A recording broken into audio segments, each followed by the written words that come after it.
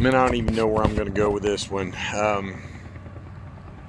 Back when we first started the Rest Bus, there was a team of us, Ashley and Victor and Shelby, and we'd get in a van and we'd say, what are we going to do today? And we'd say the same thing every day. We'd say, we're going to change the world. Kind of off Pinky in the brain, Pinky, what are we going to do today? We're going to try to find a way to take over the world. So some days, my God, that's bigger than others. That's a harder task. A lot of times we get asked, what does the Rest Bus do? Man, we do so many different things, and today I saw stuff that I never wanted to see in my life.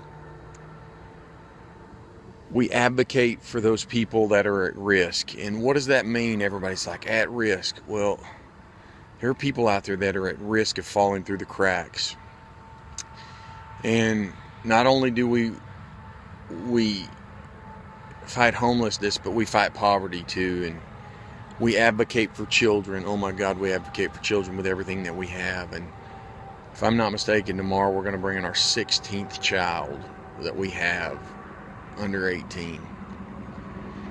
Tonight we got a call, and we met with a guy that has 5 children, his mother and his sister and himself, that lives in conditions that I don't expect in the United States of America outside of Kentucky. And I'm not hammering anybody in Kentucky, but Kentucky is one of the poorest areas in the United States. And I drove to their house tonight. If you call it a house, it's not, it's not acceptable living conditions. And before you scream and say DHS needs to be involved, well, they are involved. And the children aren't being removed. And I'm not hammering DHS in that, and I just want to say that. They don't fit the criteria, but these conditions are unacceptable. I went and, man, I still don't even believe that in 2016 in the United States of America I saw what I saw. So what do? We advocate for these people. We fight to change their world. And so we're going to take a team out there tomorrow.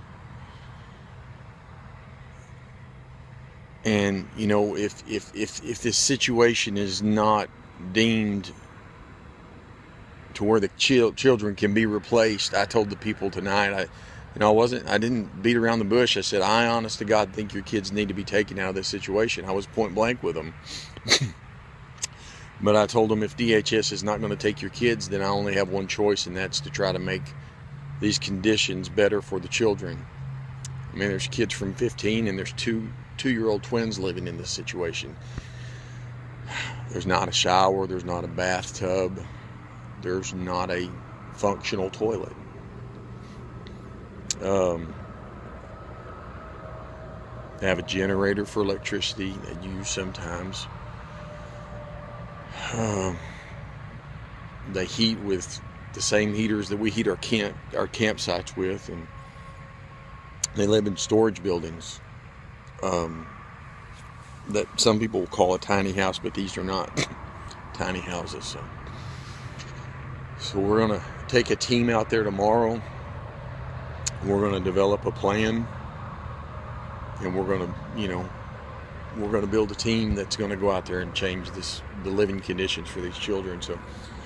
So we do a lot of different things at the Rest Bus.